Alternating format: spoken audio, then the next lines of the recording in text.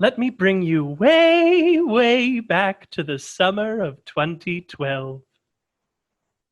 So I've got Mr. Obama sitting here. So, Mr. President, I know even people in your own party were disappointed when you didn't close Gitmo. And I thought, well, closing Gitmo? We spent so much money on it. What do you mean, shut up? But I just think that there's so much to be done. And I think that Mr. Romney and Mr. Ryan are two guys that can come along. See, I never thought attorneys should be president.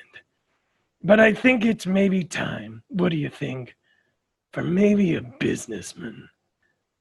I'd just like to say something, ladies and gentlemen, he says to a room filled with 100% white people, and that is that we own this country.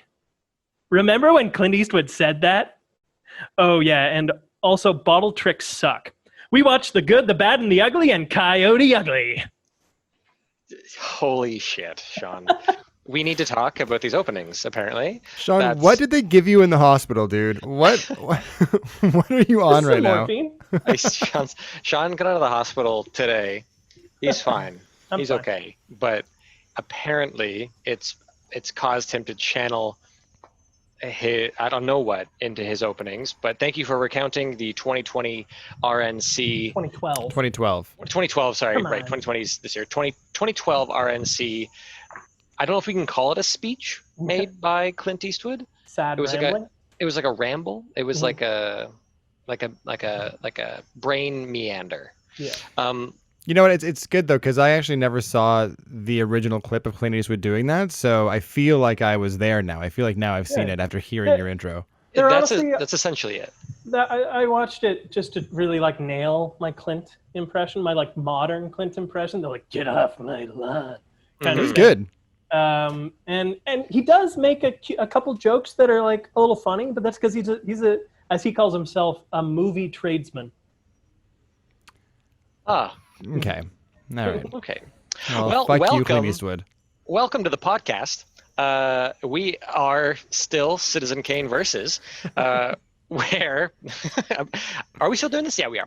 Where we compare a widely considered great movie with a movie that is considered to be more on the schlocky side, and we ask ourselves honestly, which is better. So, my name is Jack Rennie, and I'm joined by my two friends, a Sean Jacqueline. And the other?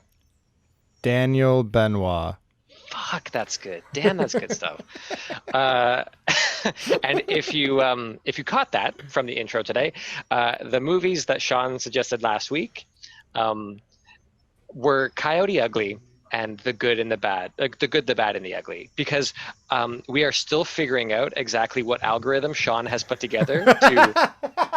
It's the word ugly. But your movie choices in general. I know this is another one where I thought this would fit our modus operandi here properly, and it just ran afoul of itself again. So you're like 1 for 3 right now, because the Back to the Future week was pretty solid. Yeah. Yeah. It was pretty solid. This was still a fun week. And I think it's fine, Sean. I'm not telling you to stop. I think it's good that at least one of us, I'm just surprised that it's you of the three of us that is throwing like these hard curveballs where you're just like, it's The Good, the Bad, the Ugly, and Coyote Ugly. The link is the word ugly in the title. Let's do it. Yeah. So it was like too analytical before, and now we're going like baseline simple. And it was a hilarious matching for me. Like I watched Coyote Ugly first. And Why would you do that to yourself? Why would you? That's clearly the cool down movie. Coyote Ugly is clearly the break movie. I did that too. I did Coyote Ugly first because I really wanted to see it. But I've been routinely watching the more modern schlocky movie second, kind of for that reason. And I wanted to mix it up. Also, like, there were 2 evenings that we could watch these movies here, and the evening that Miranda and I watched Coyote Ugly, it was like already 10 p.m. and there was no way we were getting into The Good, the Bad, the Ugly. And I ended up watching a BGU or GBU, as I'll call it sometimes. Okay. Just to avoid the long Yeah. name. But I watched like 2 hours the night before, starting at like 11, and then I watched the next hour the next morning. Oh my God, what was that like? I think fine. Like it needed an intermission. Yeah. There's a good I should have done breaking point, like right at the 2 hour mark. That worked out actually pretty well.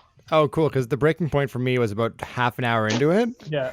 I was going to say, is that when the movie stops being about what it's about and starts being a movie about how the Civil War was bad? Yeah, Civil War bad. I wasn't really sure what the movie was supposed to be about. Oh, we'll get into that. All right. All right. Well, who's doing GBU for That's a me. synopsis today? Because help us understand. Because I don't think that's possible. But The Good, the Bad, and the Ugly, 1966 Sergio Leone film, score by Ennio Morricone. Send your hate mail about my Italian racism to Jack. This is a treasure hunting film. It centers around Blondie, also known as the man with no name, also known as the Good, who's played by Clint Eastwood. And he is teamed up at the start of the movie with Tuco, played by Eli Wallach, also known as the Ugly. And they go around conning small towns out of their bounty money. And then there's another character named Angel Eyes, also known as the Bad. And he is this like mildly psychotic abuser of everyone. like bounty hunter, Sure. right? But also like a Union sergeant? Sadistic Suddenly. monster.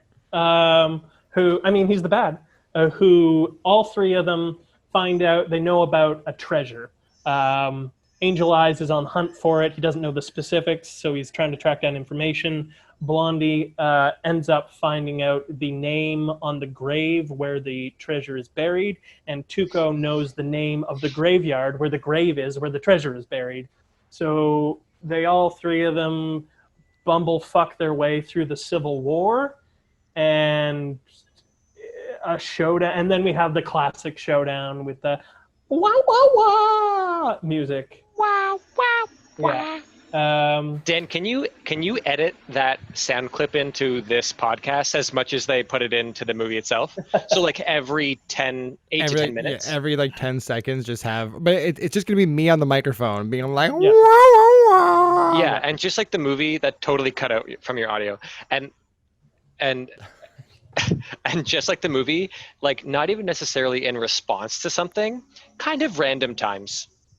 It happened like- every time there was like a character moment, I think. It's like, whoa, whoa, whoa. Like, I'm just having a drink of water here. Yeah. It was it was a completely bonkers movie. I kind of still liked it. Sure. I mean, it's a classic for a reason, right? Yep, It is. Daniel, And I was that's watching Jack's this. classic review. I was watching I this. kind of liked it. You can quote me on that, folks. I kind of still liked it. Sorry, go ahead, Sean. When I was watching this, I was the half hour point, the hour point, the hour and a half point, and I was trying to think of the anger meter that Daniel Benoit was going through. Of like, why did Sean choose this movie? You know what? Okay, so here's what happened. The movie started, and the rage meter began to build. Right. And then about 20 minutes in, I think I blacked out, and then it came to the final showdown, and that was it. So a lot of this movie is going to be you guys just reminding me what this movie was, or a lot of this podcast is going to be you guys just reminding me what happened in this film, because a lot of it, I feel like I was in a fugue state. Honestly, though, I think in the first like 15 minutes of there being no dialogue whatsoever in The Good, the Bad, and the Ugly, there was still more story told than the entirety of Coyote Ugly. Like yeah. We'll get into that. Oh. Depends what you like consider story to be. Sure. I know what story movie Jack is liked just- more. If story is just like stuff happening, Mhm. then sure. Oh, look at my lighting go. Yeah. Oh, It's Zoom evening is evening having on a the party Rennie today. balcony. the sun is setting soon. It will just transition entirely over to the lights here. But yeah, if I it's feel like just that's like becoming a bit of a theme for this podcast. Is just I watching know. the light slowly change on Jack's face. Watching the life slowly. I haven't watched back the episode yet of the one where I'm in the hot desert. Apparently, I don't look forward to it. I don't look forward to it. Anyway, It's very disorienting. yeah, I'm sure it's very unappealing to watch. I wouldn't say that. I loved it. I actually Oh. that's like my go to bed movie now. It's me like squinting all Clint Eastwood, like at the side and like this for most of it. Like, with a cigar, a self-rolled cigar in the corner of your mouth. how many fucking cigars does he have? I don't know. He like rolls them. he loses all his clothes and somehow manages to like save 25 cigars. And like find a poncho for the final scene somehow. Yeah, fuck it. Yeah, that confused me the most of anything in this movie. Okay, let's not jump ahead. All right. So this movie begins with actually the best part of the movie, which is like what? Like, should we Coyote Ugly synopsize before we like? oh yeah, dive in? I mean, Do I it. guess we should. All right. You know the let's- format of the podcast. Okay, let's see how this goes. Coyote Ugly is a classic of cinema made in 2000, and it tells the story of a young songwriter named Violet, who decides to leave her hometown of some city in New Jersey Yeah. to make the big 42-mile trek to New York, I know, right? where she's going to make it as a big star.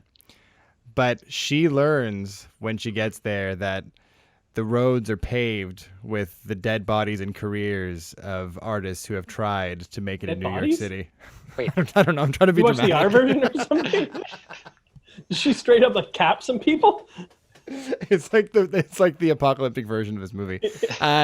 No, so she gets to New York and starts to try and hand out demos and get her foot in some doors, and realizes that is not how it works in New York City.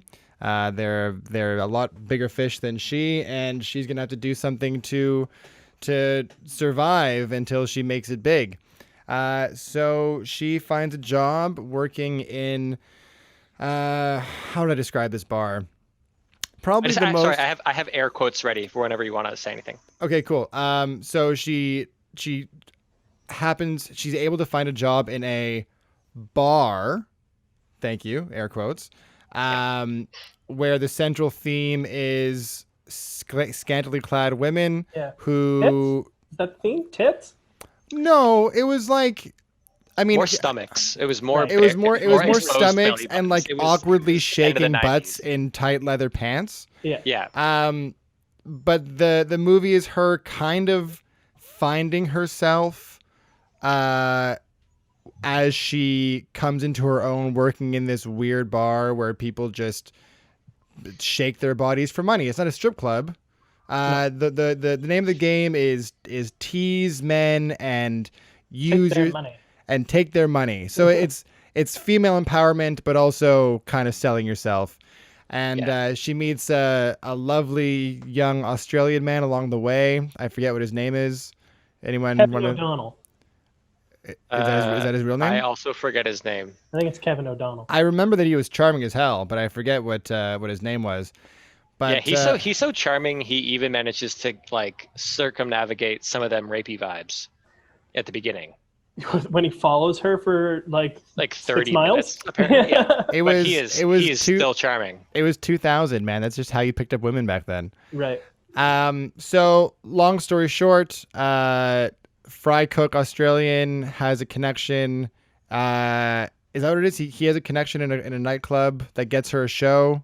Oh no, she gives her demo tape to somebody who loves it and gives her a spot to perform at a concert. Mhm. And the song that she performs is a huge hit and gets bought by Leanne Rimes. And she's able to then quit her job at Coyote Ugly to live out a career as a famous songwriter in New York with her Australian beau and her fat dad John Goodman. Yeah, it turns out that she wrote the Leanne Rimes classic, "Can't Fight the Moonlight, Can't Stop." Can't Yeah, fight the and- moonlight. Insert title here. And performs it in the most anticlimactic scene It's of a a movie that It's I've a bit of never. a wet fart. When that 16-year-old girl jumps up on the bar and sings the song in sexy clothing. Wait, which one? Leanne Rimes was like 16 or 17 when that Was she song. really? Yeah. Oh, I didn't know Her that. She does dancing not. on the bar. Yeah, I didn't know she was 16. She, I 16 or was- 17, something like that. I was barely paying attention to her. Yeah. The movie was already over for me like 10 was. minutes before that. Well, that was Coyote Ugly. So, Well. very similar.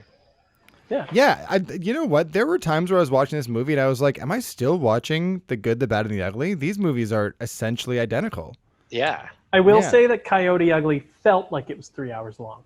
Oh, I don't know. I thought it felt like a cool 90-minute movie. Yeah. It went by pretty fast for me. It was just like the right amount of stupid cheese, especially after watching the 14-hour epic that was The Good, the Bad, and the Ugly. Coyote Ugly, under no other circumstances in my entire life would I be okay with watching that film, but it was Correct. a welcome. It was a welcome reprieve. It has the right amount of schlockiness. It was where I'm like, I know this is bad. I know this is bad, but Yeah. I'm like weirdly fixated.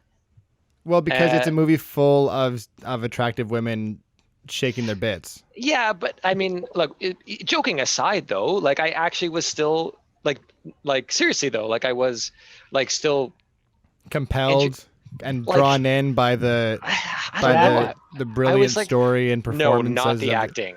So, what's her name? Piper Parabo. something, who plays the lead actor in Her name is Coyote Ugly? Piper Parabo. Piper, That's a pretty dope name, actually. It's pretty silly. I have a theory about this movie as well that I'd like to share at some point. But she Share is. it now. I will. But Good luck I'll editing Siren out. yeah, sorry. I'll turn off my mic. That's a good thing Jack was the one talking at this point too. Yeah, I know. So now we just have to like fill the dead air while we wait for him to make his fucking That's okay. point. right, I'm back. There we go. Cool, So- great. That was awful. Welcome everyone. I know. I'm Thank sorry. you. She's like a terrible actor. Start. But I hate when a movie, when the weakest part of a movie is its lead. it's tough. So It's bad. tough. It's really tough, and she is no exception. She is so bad. My favorite part, I think, of the entire movie was, "Forgive me, Father, for I have sinned." I think. For those of you who haven't seen this masterpiece, Yeah. the running joke up until a certain point in this movie is that she is so prudish that she is akin to a nun. I think that's Right. what they call her in the bar. The nun from Jersey. Oh, they say they call her, they nickname her Jersey, and then they The school teacher. She's a kindergarten teacher, right? she's a kindergarten teacher who recently escaped from a nunnery. Like they announce her backstory to the bar to make her seem more desirable. Yeah. Yeah, and what I learned in this movie was that the owner of that bar was essentially a madam in a brothel, right? Yes. Like she was just there to kind of pimp out her Yeah. workers. Okay. Maria Bello in the role of a lifetime. She's good. She was good. Okay, my theory though is that I think this movie was originally meant to be a porno. Oh yeah. I think they cast like Piper and the Australian dude, who were like, who are they? And they were casting other people, and they're like, yeah, so it's about, some ladies. It's like this wild bar. They dance. Guys are hooting and hollering. She's having a tough time in the new city. It's like a Debbie Does Dallas type thing or something like that. And I think it was just like a mistake somewhere along the line. Like the casting director was like, wait, it's a movie. Like a movie? I heard there was a sex scene. Oh, And what a sex scene there was what a sex scene. with the completely unnecessary stunt boobs.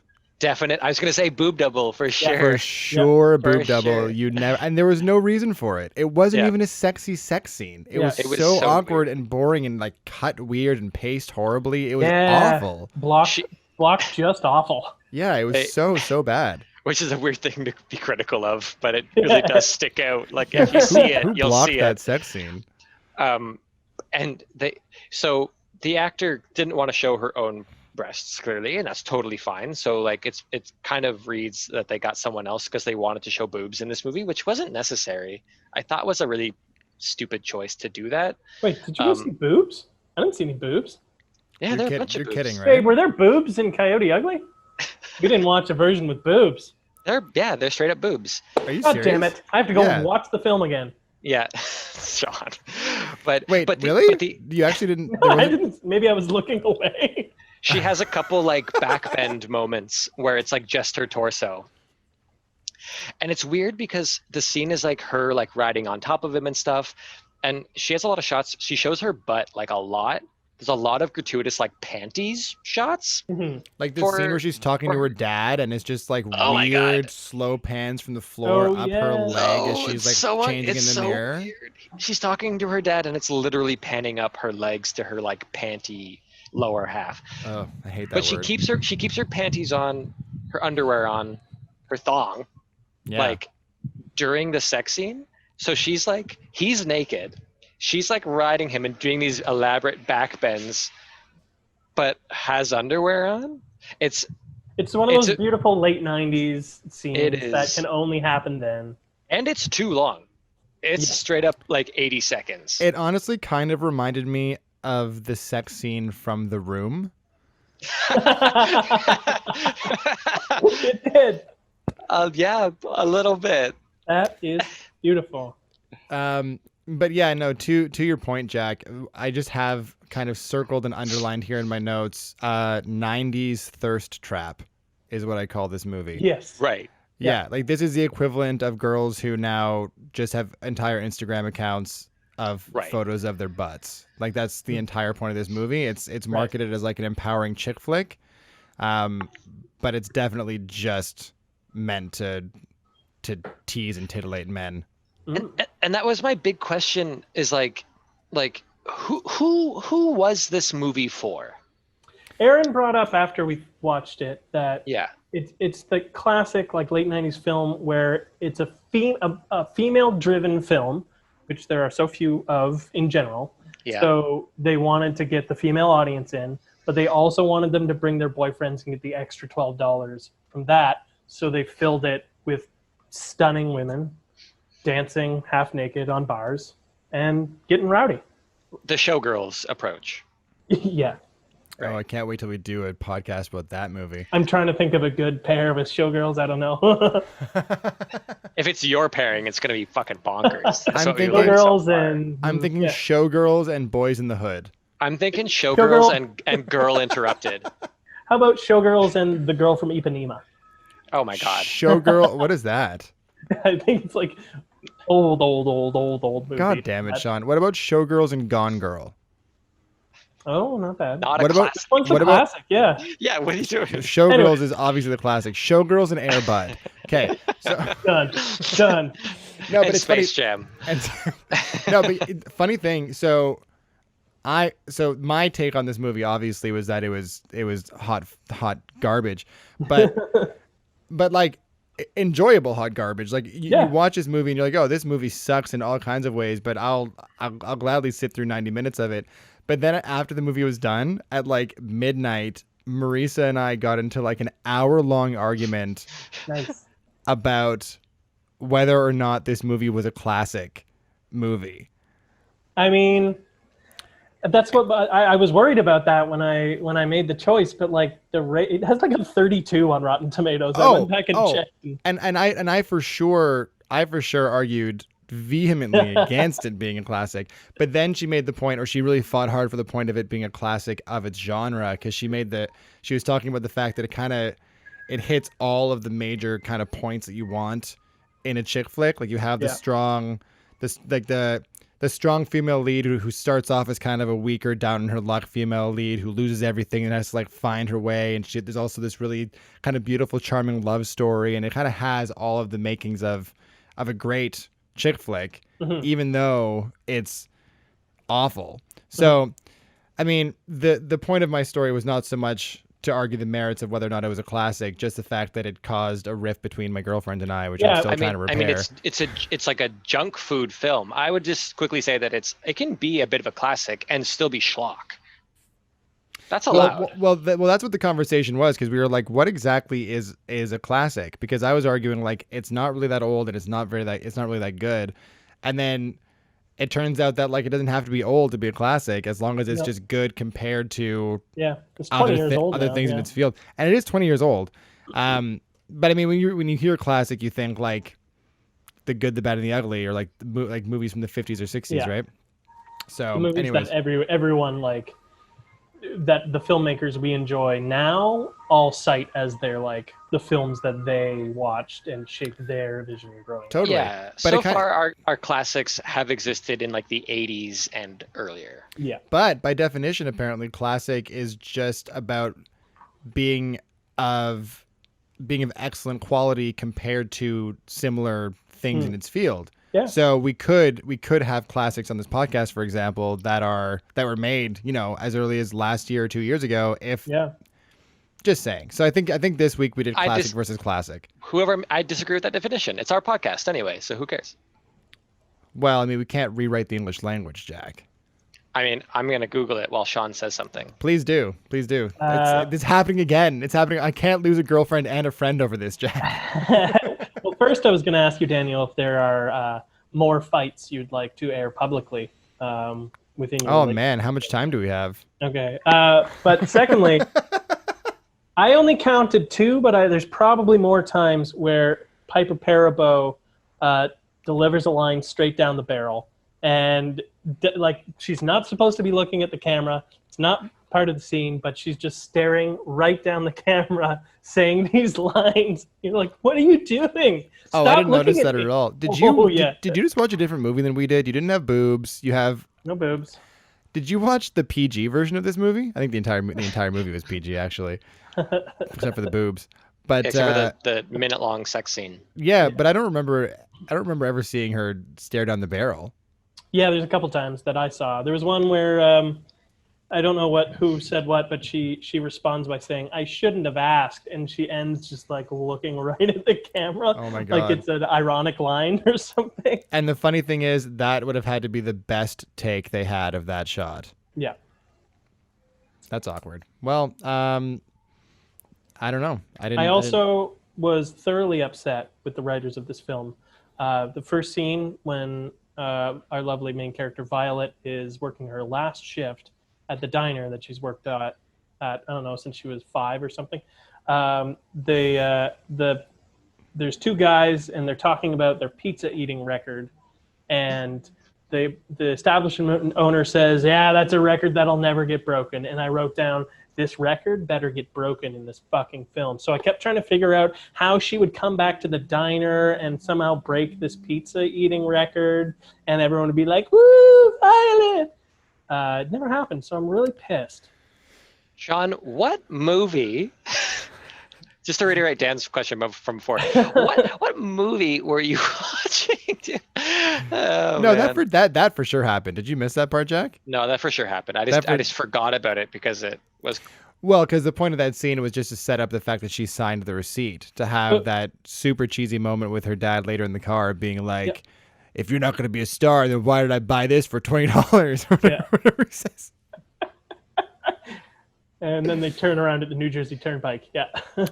Yeah. So how did her dad not lose his goddamn mind when she's driving like an asshole at the border where he works and has worked for 14 years, and she's just literally doing circles in traffic when she's committing crimes? Yeah. Like and the people who are on shift are not only not doing anything to stop her, but celebrating her with flashing lights and bells and shit. It's a movie. Because she really annoyingly, at the end of the movie, still gets cold feet in an unnecessary scene and pulls a Yui across at least 4 lanes, if not 6 lanes of traffic. At the border, where they've made a point a number of times, people drive like idiots. People drive super fast, to the point where her dad gets hit by a car earlier in the film because drivers are so crazy. Yeah.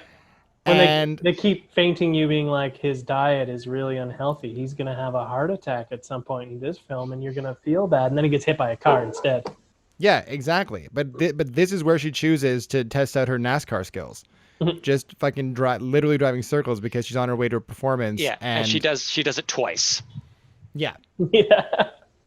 And she decides to go in the end. And Obstacles. And so they go through the turnpike.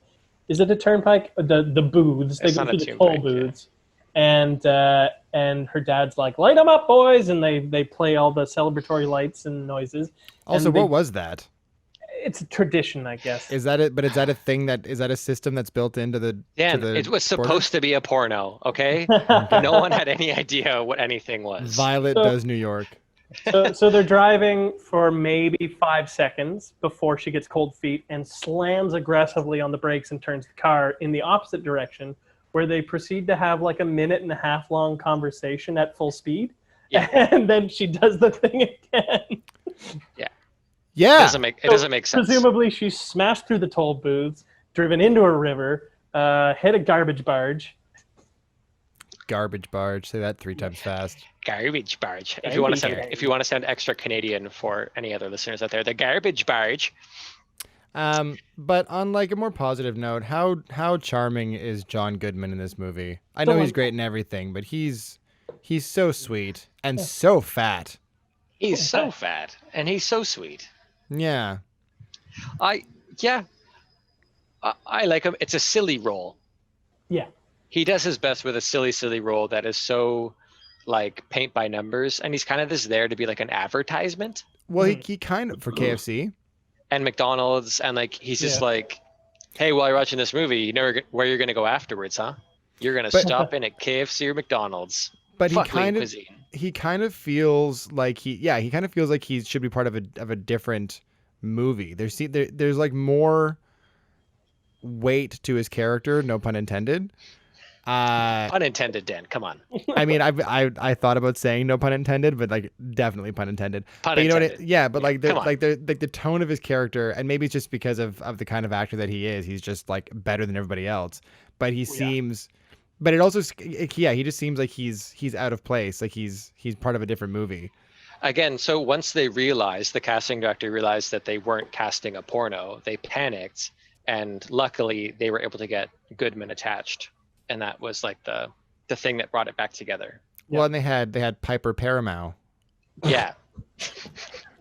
And they could get Tyra Banks for at least a couple scenes, so they could put her in the trailers. Was this before America's Next Top Model? Her Well, I mean, she was a supermodel though already. Yeah, at the time. Yeah. Her arc in the movie is hilarious. If you catch it, it's a little like off the screen arc where she's the one that leaves the Coyote Ugly bar because she's going to law school, right? And then she she disappears for like an hour of the movie, and Piper moves in and whatever moves into her position at the bar. And then we see Tyra Banks later in the movie. She's just there for fun and ends up jumping on the bar and still douses herself with water because she just like likes it that much. Of course. And then at the end of the movie, she's back working at the bar. Like, it's the summer. She's taking the summer off to. Was she back working at the bar? I didn't catch that. She was there. Oh. Yeah. Oh, yikes. It doesn't seem like it's the next year. It seems like she dropped out of law school. Well, I mean, law school is hard and expensive. Law school, no judgment if you drop out of law school. Any law school dropouts that are listening. But I mean, probably like Sean actually has a good point. It was probably law school was expensive and she was on her summer break. So she was trying to pay the bills. They really sell it. Come on, guys. They really sell it like she's leaving the bar forever. Right. They're like, goodbye. You've been amazing. It's been an amazing 4 years or whatever. It's a goodbye, not like a, hey, break a leg. See you later. Well, maybe she was just back to like fill in for somebody, or she was there with her friends and they were like, get behind the bar. And she was all right, like, no, I keep can't. fighting and me. Then Before we go to a break, no, fuck this. Before we go to a break, I'm gonna dispel this classic thing. I have 2 definitions I can read off quickly. Okay. The first is very pretentious. Classic films are often distinguished or unique works of cinema that have transcended time and trends with indefinable quality. You know, that thing. Classics are renowned films of first rank, reference points in film mythology, or films that have become a part of American cultural folklore. So that Sure, definition yeah. doesn't make any sense. I hated that. The end bit. Yeah. The end bit, I'll be like, yeah, like mythology, classic American folklore. Yeah. Like that. But also there's a thing here, like a little drop down for how old does a movie have to be a classic, and it says just straight up 25 years old. Films have to be at least 25 years old to qualify for the National Film Registry. Yeah. Right. I don't think we So- need to go by the National Film Registry. Yeah, I don't Yeah. think you can put a number on how A old a movie has to be a classic. I also Isn't think that we it? should be Lord of the looking Rings at. aren't. I also think that we should be looking at. Yes, good point. Although I'd argue that movie's not a classic, but we have to You haven't also. seen it. I've seen every single one of those movies at least halfway through.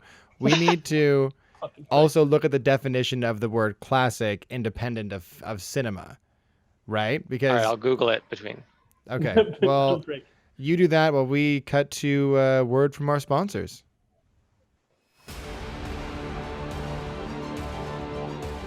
Through rain, snow, sleet, or hail, we will always endeavor to bring you the most up-to-date weather announcements.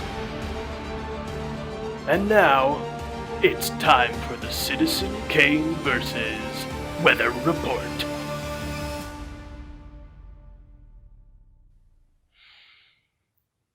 Yeah, it's looking like it might be a little windy out later, so probably have to hold on to your hat if you own one.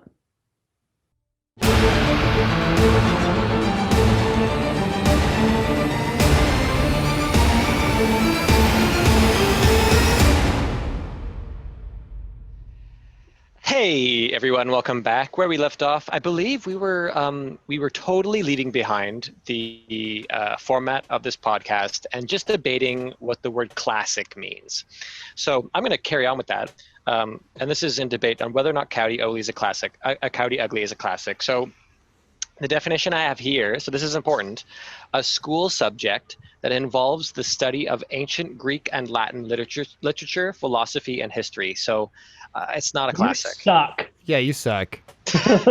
You suck. It doesn't really matter. It's Also, I would argue that we're not deviating from the format of this podcast by discussing the definition of the word classic. It's an integral part to our system. Yeah, we should show them how the sausage is made. I'll show them how It was meant to be Suck. it was meant to be a porno, Sean. it was meant to be a porno. Wah, wah, wah! I'm just trying to bring back some of the great lines in this movie, in Coyote Ugly. Oh, name, yeah, name one great I line like in this movie. I like right at the beginning when he sticks up the receipt and he turns to her and gives her the brilliant departing advice of, "Hope you have better luck than they did," pointing to the other memorabilia he's collected from brilliant young women. Like photos of other waitresses who apparently all all got murdered in New York. all had terrible lives. Yeah. Like this is some weird like rite of passage sacrifice for the harvest or something. Yeah. I also like, it's not a line that really happened, but like what I like, it's a line that I wish had happened, where they've just met the Aussie guy, or maybe they met for the second time, and Aussie dude is like, he's like, "Wait, so what do you do?" And she's like, "I'm a coyote." Or he's like, he asks her, he's like, Yeah. "Are you?" I think he asks her if he's a hooker or something like that, and she's like, "I'm a coyote." And I want him to be like, "Hey, I'm new here. Does that mean hooker?" It's fine. I don't know Well, what that means. Well, but he tried that, and she was like, "If you really want to see me, you'll find out." and he was like, did. "It Yeah. still sounds like you're talking about being a hooker." Ooh, you've been practicing. That's pretty yeah. good. Yeah, you have been. You knew that we'd be talking about this Yeah, movie, bud. so you've been No practicing your practice Australian. necessary. Oh, no practice. Yeah, practice. Yeah, for the all the Aussies listening. Hey, Yeah. Greg. I don't know. For our Um, Aussie crowd. There's a line given by the owner of the bar that is weird and super gross, where the new Violet has asked why part of her backstory is that she's a kindergarten teacher, Oh right. and she says something along the lines of, "Well, every guy has a toddler in his pants," Right. and she's like, "What?" and the toddler in the pants likes a kindergarten teacher. It's something along those lines. It is so gross, and like makes me just sad. Okay, so we're talking about who this movie is for, and I get there's like an element like maybe even more so in the time, like even 20 years ago, of an era of women like Christina Aguilera coming out and doing these like hypersexual music videos where it's like, I get to own this, where the point is not about whether or not it's being abused or not. It's just that they get to own it and they get to make money off of it, and it's their thing, and like, cool. If this is supposed to be for like the boyfriends watching as well, how men behave in this movie is the most ape-like depiction of men I've ever seen. They are borderline just trying to hit each other, to the point where there's a scene where like a fight starts breaking out, and everyone's like, and like the other bartenders have been like pulled into the fray of it, and they're like, help, help. And so Violet gets up and starts lip syncing to a song, and the guys are like, "Rah!" And they're like, oh, oh, oh, oh. They literally grunt. Sing a song thingy, like, and they stop and they're like, ah. Like, it is the most Neanderthalic. This perfect. bar is kind of like the Twilight Zone, where like rules just don't really apply and things don't. Go ahead, Sean. And then part of that barbaric crowd is Michael Bay as the photographer. Was that Michael Bay? That was Michael fucking Bay. And Johnny Knoxville. Johnny Knoxville, and Alex Borstein. Alex Borstein. The girl who plays Sweet D from It's Always Sunny in Philadelphia. Yeah, and D, yeah. During that crazy weird bidding war for the Aussie. So Alex Borstein was the brunette that was like counter bidding. Oh, Alex Borstein is Miss Swan. Miss Swan, yeah. Oh, right. Or and Lois, Lois from from Family Family Guy. Guy. That's her big thing, yeah. But Miss Swan. Yeah, see, but that was the thing, that even the women in this movie behaved like fucking animals. That was pretty funny. That's pretty funny. It was funny, but it made zero sense. It made zero sense. That women like that would be in that bar. Yeah, because Violet does something to cost like the fire deputy. She they get like a $250 fine, and so the owner of the bar is like, if you can make $250 back tonight, like then you're not fired or whatever. And so she auctions off. Aussie Boy has found her, and she's like, I know how you're gonna pay me back for being a creep. And she auctions him off to this bar. This bar has been very specifically all like rowdy men up until this point. And suddenly all these women come out of the woodwork and to have this bidding on him scene. He starts dancing and stripping on the bar. It's actually kind of a funny scene. Like, it's fine. My favorite part of it though is that later he's like, his past is mysterious, and she's like, where you gonna dance like that? And he's like, oh, it doesn't matter. And then she finally finds out that he had like a tough childhood. He didn't really have parents, and he moved around a lot, and like from dance studio to dance studio. Like, where'd you learn to do the splits though? Like, you didn't tell. Can you answer some of the questions? And he's like, it's a mystery. Clearly he had a lot of nights spent alone where he had nothing to do but practice his splits. That's true. That's how I justified it. He's just their classic Aussie immigrant who likes dancing on bars, collecting comic books, and cutouts of celebrities. That was so weird. In his like massive studio apartment. Really nice New York studio apartment. So gigantic apartment, crazy cutouts, and also I just want to point out that entire scene where we first meet the cardboard cutouts in his apartment, we first meet all of his celebrity friends. Such an awkward setup for the sex scene, where she essentially just bangs him to get out of having to sing in front of him. Yeah. Right. You know what I mean? She's like, I'm performance shy. Strips. Yeah, he's like, I set up an audience for you, and then she's like, well, I get shy, and he's like, she's like, I get nervous, and he's like, how nervous? And she's like, you have to just feel it, or something stupid like that. Am and I then making you nervous? Yeah, and then she starts to like weave in and out of the cardboard cutouts as she like gets naked, and then just sleeps with them. Supposed to be a porno. Again, it's like the college frat boy who's overseas meets the girl who thinks he's not a weirdo for having all these like. So then there's the good and the bad, and the ugly, where part of the way through their grand adventure, I wrote down the note: is this a Bill and Ted film? Please elaborate. Please elaborate. Well, it's because it focuses mostly on Tuco and Blondie, Yeah. and they get into just like hijinks and like are put on death. No, they're not put on death row, but like how Bill and Ted get into these like life or death situations, and then Right. you know use some kind of combined action to like get out of it. And then Tuco and Blondie are there doing the same thing. So I legitimately questioned it. Well, it would there be was, better there was, as a Bill and Ted movie. and there was one point during that whole like the whole Civil War bit where they meet the drunk army captain, and then he's just like, watch how this all plays out, and they start fighting on the bridge, and I couldn't help but just hear the Benny Hill soundtrack. Oh, I have to find. I hope someone's made that on YouTube. The yakety It's probably sack. As all the soldiers Probably are just been done. running at each other full force to collide on this bridge. oh my god. Oh, This movie, I almost got into this before. It starts off good. Mhm, It's it it's starts like off interesting. I don't know about it. It has a very interesting setup. Dan, it's good. All right. It's good. It's like cinema. There's like visual storytelling. There's It's no really line of cool. dialogue for like 5 or 6 minutes. Yeah. And it's like interesting shots. It's fun. Like it's enjoyable, and like it's a bit drawn out, but like Yeah. it's still kind of intriguing. And a like little murdery, little death porny. little murdery, but Well, they have to it's- establish how bad the bad is, Yeah. right? and then yeah, exactly. The first line of the movie is an example of how bad the ADR is going to be for the rest of the movie. Yeah, that was tough. The very first line of the movie is like he speaks and it doesn't match what his lips are doing, and it also still sounds like "Gobbleu." Yeah. Like, it's and a lot of the ADR like is like that. I think this movie was notorious. Like Sergio Leone's movies were known for a lot of Italians playing Mexicans, Yeah. right? Mm-hmm. But still a lot of people who just like didn't speak English in the movies, Mhm. I believe. So they weren't speaking English, and then they dubbed over with English, but those dubbings didn't even necessarily sound like you couldn't understand No. them still. And sometimes they were like an eighth of a Mwah. second just kind of behind what was happening.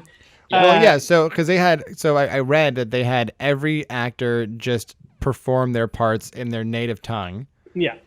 and they shot the entire movie with no audio, and they ADR'd everybody, including the English speakers.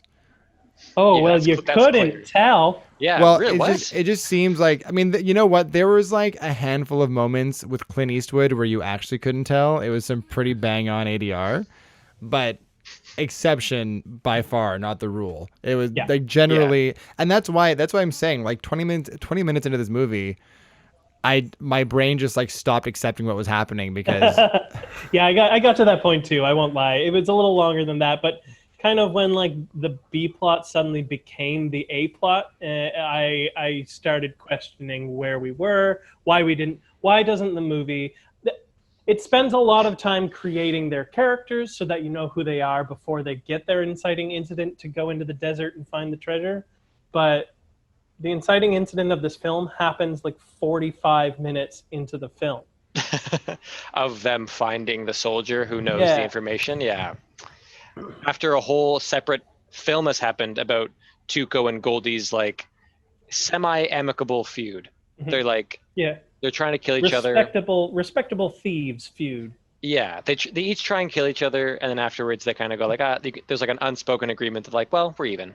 Yeah. well, except Yeah. that Blondie didn't try and kill Tuco. He just kind of left him in a place Oh, where he Tuco... left him in a desert and told No, him he did. to walk He 70 did. miles. Yeah, kind of the same thing. Yeah, it's like, but I mean, it's like he left him in a place where he could survive if he had to walk back. It wasn't. Yeah, he, It was 70 miles. but he did survive. was it 70 miles? Yeah, 70, it was 70 Oh. miles to the nearest settlement, Right, which didn't okay. really make sense because they like left the nearest settlement, I would have assumed from their latest. Yeah. Anyways, Doesn't well, matter. I don't know why they couldn't. A brilliant cinematic eye like Sergio Leone couldn't give us those characters in a bit more of a brief time. I understand that this whole movie is supposed to be quasi-satirical of the Western genre as a whole, which is why like the violence was violent to the nth degree, to make a point of like you realize you're okay with watching films where the bad guy just mercilessly beats a woman for 2 minutes.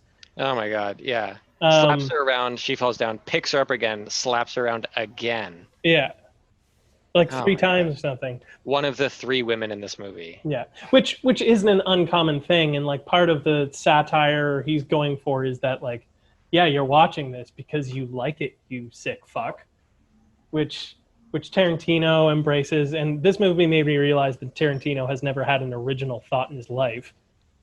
Oh He just no. copies everything from movies. No, I he's mean, made. Yeah. Tarantino's originality comes from how he can just steal from other people and like create a collage of other people's movies, Yeah, right? yeah, They're loving. He's a hack. Yeah, you hate him. He's a fucking prick hack. That's the name of this episode. That's our new nemesis title. So we have James Cameron and we have directors. James Cameron and Quentin Tarantino are Citizen Kane versus fucking prick hacks. Yeah. Great. You know, it's funny though because this movie was it felt like a fever dream, Yeah. but I You're somehow on ayahuasca the whole time or something. yeah, it felt like a weird like spiritual quest. But I still cared about the story by the end of it.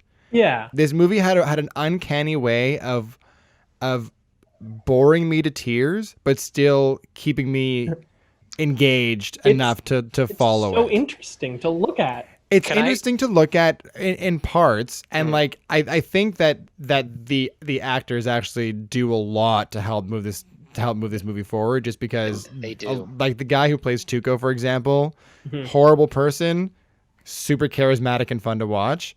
Yeah. You know what I mean? So it was I was confused. I was confused the entire movie as to why I was still enjoying watching it, even though I was simultaneously hating my life. Yeah. Yeah.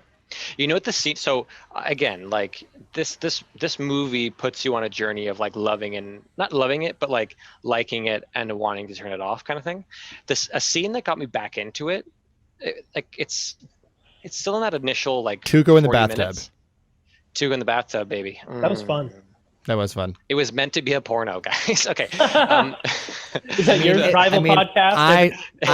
I used it like a porno, if you guys know what I mean. Oh, Dan, don't. Come on. Dude, It means I had it- hit it under your mattress. No. So that I had it on in the background while I did dishes, guys. Oh yeah, right. You That's how treat you it want like all every- movies. Yeah. But the scene where Tuco has, it's after he's gotten out, so he's been left in the desert and he gets back to a settlement, and where he like gets a gun from the Oh, gun yeah. seller So is a fun. really fascinating scene. Yeah. That's a great scene. I dare you to defy me on that, Yeah. Dan. He just like I wouldn't try stop to. defying me. I okay? agree with you.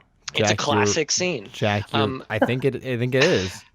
But he essentially goes into this gun store that's just about to close. This sweet old man, like, oh, I'm closed, sorry, sir. And then he just like checks the guns, and it's like a lot of it isn't spoken. He's just like looking at them and he's listening to them, and he takes apart like 3 of the nicer guns and reassembles them, and then like hears the click he wants and listens, and he goes up back and he shoots the targets that are, of course, like native effigies because that's Civil War that's- time. that's correct of how people thought at the time, and not much different now. And but it's a great scene overall. Like that I was like, oh, maybe there's like it made me feel like I was like, I gotta keep watching for stuff like this. Yeah, these little golden moments of like, this is like a classic moment that has shaped cinema out of it. But then truly the last hour at least of this movie really falls apart. Like that's where I started making notes, being like I didn't have a ton of notes for this movie, but then at the end I'm like, so he has a bubble bath scene that you mentioned where one of the guys that we thought had died at the very beginning of the movie or something like that Suddenly has Or- no arm. he has no arm now because I guess he got shot and it's not clear why he's back. It's like just to have a shot of Tuco shooting him out of bubbles from a bubble bath. Like it's not necessary to the plot at all. It's just like they wanted to have that scene. That happens just because, and then there's a shootout and a guy misses with a long rifle from short range just because. And then there's like more convenient cannonballs. There's a lot of convenient cannonballs in this movie. Yeah. I didn't know why they were in that Like, why? town. Is it I- because That's what I mean. It just really. I then also they didn't immediately understand go? why bombs were dropping on that town that was already decimated. Yeah. Well, I guess that's where the Confederate troops were retreating through. So the Union was shelling them as they were retreating from the city. But I don't know why they were in the city because they knew they had to go to the bridge. So I don't know why they didn't just go to the bridge first. Because I the was- bubble bath scene needs to happen, Sean. Bubble bath. It was supposed to be a porno, Sean. Yeah, it's a satisfying bubble bath scene though. Yeah, it I will is. say. It's fun. Like seeing someone get clean after going through the stuff that he goes through in the first part of this movie is like, ooh, well earned, sir. That's. I mean, that's a weird thing to enjoy about the scene, but I liked his butt, is what I'm saying. Oh yeah, you do it was see a some butt. it was a nice clean butt. Yeah, nice I was clean I was butt. confused by the motive of the bad. What was his actual name? Angel Eyes. Angel eyes. Angel eyes. Because he He wants $200,000. No, I get that, but he teams up with Blondie because they both want the same thing, and Blondie's the only one who can lead him to the treasure. But then decides halfway through their journey that he is just going to kill him with his gang of cowboys. Well, I think the decision to kill him was because Tuco started attacking, and then his buddy was like, "Oh, and the other guy's going to be with him now too," which was all the movie gave us. That one line. That's the only line they gave us to let us know that Angel Eyes now knows that Blondie betrayed him. Oh, I didn't even catch the part. Yeah. I just saw the part where one of Angel Eyes' guys runs around the corner who's been like tailing Blondie and tries to shoot him. And I was like, oh, so has the plan changed now? Did they just decide that this is no longer a thing they want to do together? Yeah, and a loose plan in the first place. Yeah. Like, so first of all, there's a whole like setup of Tuco and Blondie have put on Confederate clothing because they got the clue from the guy and they're wearing that, and then they think they're coming across Confederates. They turn out to be Union soldiers. They get put in like a prison camp where Angel Eyes just so happens to be like, he knew they were going to show up there, and apparently he's like a commander in the Union forces. Yeah, he's a It's sergeant. like really contrived. Randomly. But he has like all the power in this prison camp when he's not off being a bounty hunter, apparently. He then tortures Tuco, as he's known to do whenever the music is playing. He gets the information out of him, and then he brings in Blondie, gives him a new set of clothes, and doesn't torture him because he knows that even if he did, Blondie wouldn't talk. he wouldn't talk. Yeah. He just like, they just know that, and then so 'Cause he like works he's with chewing him. that cigar so tight, he knows that he keeps his lips closed. Yeah, it's Ooh, just that- like that was- it's a lot of stuff good. just happening. I went to university. For what? Sick lines? University. I have a degree in dope lines. I have a high school diploma. Is that like Dope lines. That's the exact same thing, okay, great? pretty much. It's worth just as much. So two things I want to talk about to kind of riff off what you just said, Jack. Two cool One. things. You suck. So, one, when they come across the soldiers who they think are going to be Confederate soldiers but are in fact Union soldiers, is that because the Union have intentionally camouflaged themselves in dirt, or No. are they just dirty? They're Just dusty from the dusty, I ride. think. Yeah, Okay. I think that. Yeah. When the really like the dandy of a general like is like, "Whoa," and like slaps his arm, and it like Who reveals that looks it's very like dandy. a straight up alien of a human being. He- Did you he see looks- his face? he looks like Pierce's dad or whatever on Community. Yeah, but if he didn't eat for like 14 days, Yeah. yeah, that was a standalone comment because I remember seeing that guy and being like, "What fucking movie are you from, dude? I hope they're like branching off into an alien invasion plot line now because you make no sense here." Also, the song that is playing in the prison camp while Tuco is getting tortured, I understand the whole idea of like the juxtaposition of soft, like what's the word I'm looking for? Like somber, slow music playing during a really violent, aggressive act. But in what prison camp are they like behaving as a symphony And the choir. Yeah. Hey, there was nothing to do in prison, so you formed a community choir, you learned some instruments, and you put on a fucking show. Yeah, I guess so, but I don't know. I thought that was something else, guys. I didn't get it. It seemed to be a little contrived, to use a word from your arsenal, Jack. Oh, Yeah, a lot of. Can I list my other contrived moments? Sure. If I might, because you mentioned they get to this battle finally, this standoff at the bridge. At a bridge at like a pretty easily like crossable river, it looks like as well. So they blow up the bridge. I'm not paraphrasing. Like these are the exact order of events. They blow up the bridge. They run before it blows up. They jump in like a slightly lowered area with some sandbags. The bridge blows up, and then shots of cannons. A montage. It's a montage of cannons. It's like a montage of quick zoom-ins and zoom-outs of cannons going off. They apparently fall asleep during this time. Yeah. And then they wake up and everyone's gone. And then they cross the river. You know how things happen. Yeah. They got so quick. But did they really blow up that bridge? There's like a real. So, Daniel, do you know about the bridge? I was wondering if you dug into this movie a little bit. About the bridge that they blew up in the movie? No, I don't. So they built a bridge, and they actually I think they got the Spanish army because they filmed it in Spain. So they got the Spanish army to build a fully structured with like cement foundations bridge across a river for the film. They rigged the explosives.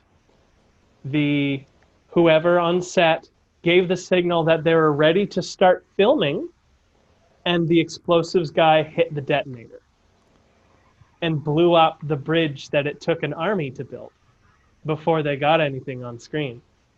So they had to rebuild the bridge and do the scene again. My jaw just dropped again when you told me that. They rebuilt the bridge? They did. How long did it take them to build the bridge? I don't know. I didn't delve that deep. I just that's lovely. Is that what they are parodying in like the inciting moment of Tropic Thunder? I mean, probably. Oh, that's fucking hilarious. How expensive that fucking bridge was. It was probably 3/4 of the movie's budget to build, blow up, and rebuild a bridge. Well, and just the manpower, like even with an army that must have taken weeks. Yeah. Oh my god. That's hilarious. Also, that entire scene was highly problematic for two things in my mind. One, they run across an active battlefield with boxes that just say dynamite. Explosives. Sorry. Oh, sorry. Well, you know what? My point is moot. Then doesn't matter. Sorry. I would have preferred boom boom. Boom boom would have been better. Boom boom box. But no one bats an eye. They just kind of let them run across the field with a bunch of explosives, and then they're in the water. They rig the dynamite to the bridges. They light the wick. We get a close-up shot of the wick starting to burn. The wick's probably about maybe 6 inches long. Then we see a shot of them running what's got to be like half a kilometer. Yards. Yeah, about half a kilometer away.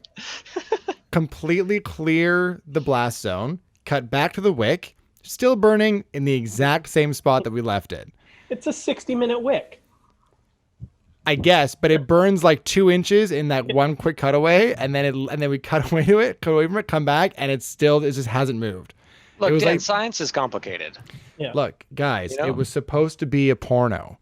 Okay? It was supposed to be called John's Wick. 60-minute wick? The good, the bad, and the ugly wick? Horny. I was going to say horny, and then I was like, is that too obvious? Is that too on the nose? I'll take it today, apparently. Apparently I'm assuming that role today. All right. Obligatory, you suck. Killed But it. he doesn't mean it. He doesn't mean it, Jack. You don't He suck. means it a bit. It's okay. I mean, he's not wrong. Can I also say what is undoubtedly the worst scene, like shot, like or series of shots in the whole movie?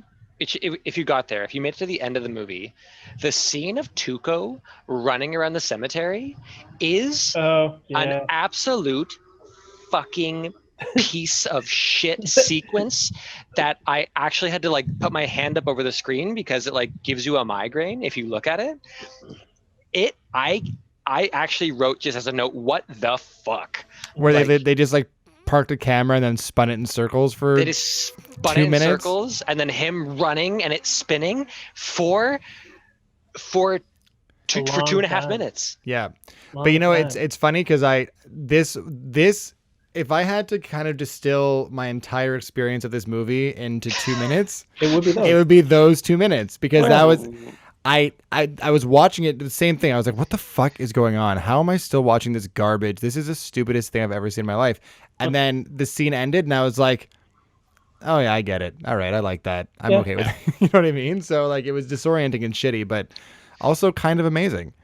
I Going- hated it. Going back to the troublesome things you were mentioning there, Daniel, the overarching troublesome thing I had with this film, it being set in the Civil War, is that it routinely depicts the South as being young men down on their luck, being beaten down by these oppressors coming into their country, coming into their country to put them down, and all they're trying to do is eke out a good life, right?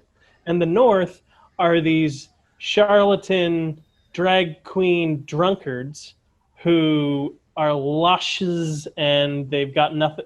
They're just throwing their men into the bullets, which they did on both sides. The film does do a good job of being like war bad. It makes the case that war bad. They do not attempt any form of making these stereotypes go away of the like South just plucky guys, North bad lushes. Yeah, I had a note that was like, because they have a scene where like it's like these poor Confederate soldiers. Yeah. Where they're like, oh, they're having a real tough time here. Like war bad. Death Like bad. war bad, but like Slavery worse. But like, and you started a war. Yeah. Yeah. Well, I who mean, started it? I mean, to- just because you declare, I don't know, whatever. I mean, the scene where they come into the camp with the Union soldiers and they meet the drunk captain and all the rest of it, that's kind of where I like snapped back into the movie because I remember kind of realizing what was happening in the scene and being like, I don't actually know what just happened for the past 45 minutes. I don't know how we got here, but I know that now it's a different movie about commentary on war. I don't Oh, know it's whether Shawshank Redemption. And, like, I don't know whether I hated that captain's performance or loved that captain's performance. the big one who hit hard. Yeah, the drunkard who like the drunkard in the Civil War scene. Oh, yeah, that guy. Who like charged his men out into battle for the 40th time in a week. And then knowing gets that- shot. And Comes getting back shot dead. and at waits that point to die. at that point in the movie, he is like refreshing. Yeah, right. I wish I was as drunk as him at that point in the movie.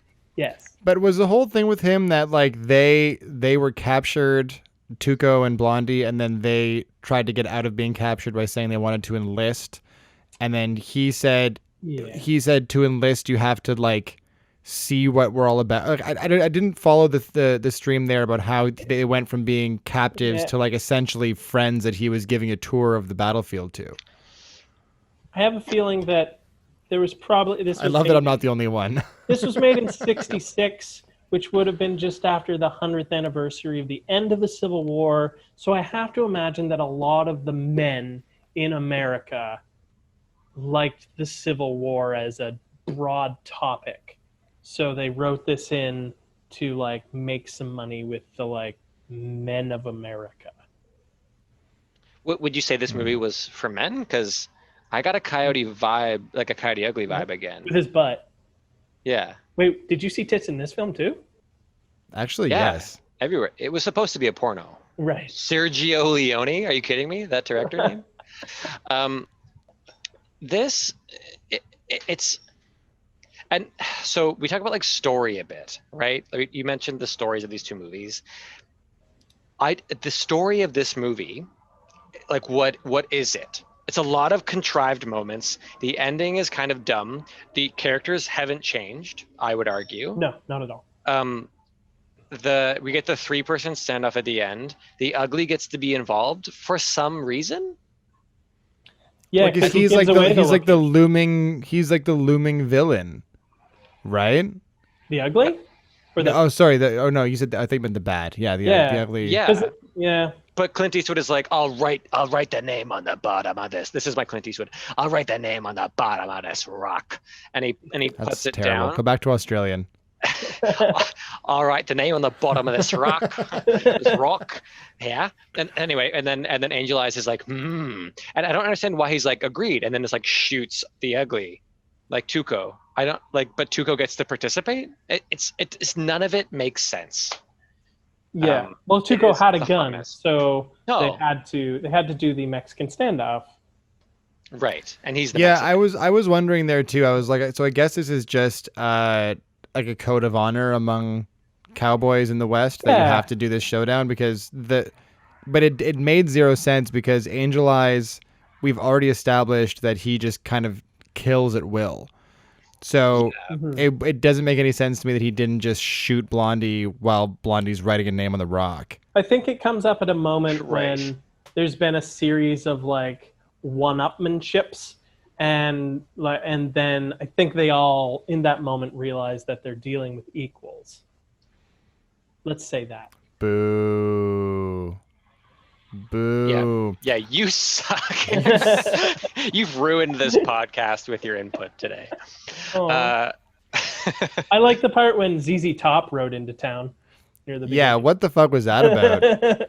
But Big- I big thought bearded and Right, Yeah, black the- leather yeah. dusters. And I thought they were going to set up more stuff like that, just like create a world full of zany, interesting looking characters, and then they just did that and then bailed.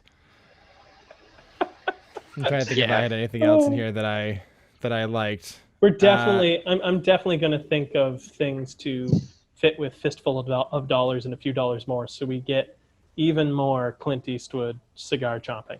Well, what we do is we do a fistful of dollars and then a fistful of bullets, which was Edgar Wright's first short film, which was a parody of a fistful of dollars. All right. Yeah. but we know which one's going to be better. As we come up to the rating of these two movies, I feel like we still have so much more to talk about. I feel like we just didn't even get into like the main meat of either one of these films. It's a 3-hour film. There's a lot of meat left on the table. look. I have no idea what else to say about Coyote Ugly. I mean, about Good, the Bad, the Ugly. Right. I have I feel more like to there's say more to about say about Coyote Coyote Ugly. Yeah, Yeah. Like, Good, the Bad, the Ugly. I don't know what else to say. The soundtrack is a classic, but then they Oh, use of course, it way yeah. too much, and it makes me want to shoot myself. well, Most of the music. go ahead. Sorry, that little guitar sting. Actually, I could take way more of that like guitar stuff. I thought that was dope. Mostly because it is mimicked exactly in the Red Dead Redemption game, and that just like fills me with warm fuzzies. Yeah, but Right. the aggressive screech sting that they just like throw in randomly by surprise, that's like 14 decibels higher than anything else in the movie, Yeah. is aggressively frustrating. I mean, a common theme on this podcast has become just like movies where you have Levels. to ride the levels, Yeah. and this was that. You went from like being unable to hear what they're saying to having to plug your ears because there's a screeching screech. And what would that screech sound like, Daniel?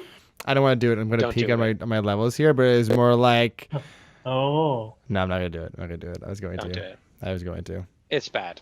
It's bad. Well, There you go, bud. and that's what kind of the timing that it would come in to, just random. There's some odd ones where literally he just like has a drink of water, and it's like wah wah wah.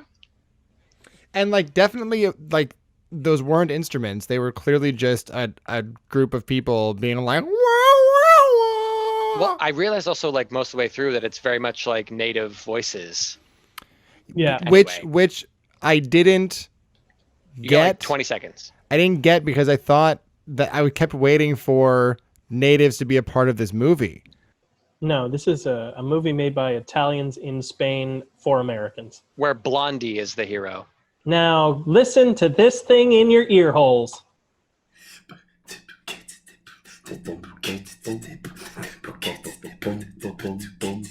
Don't forget, just like COVID, this podcast can only be shared through aerosolized communication. So get your friends in a room and get spreading the podcast. Not COVID. Not COVID. Hey, welcome back again. So I think we're kind of done with the good, the bad, and the ugly. I would like to be done with it. I'm actually excited to get into the rating of the movies this week. Are there any other things though that people want to say about Coyote Ugly? We kind of said we might still have a couple points to share on that. My main thing was there's no way in the world that any fire marshal or police officer is going to step foot in this bar and allow it to stay open. In the first 30 seconds that we see the bar, they literally light it on fire.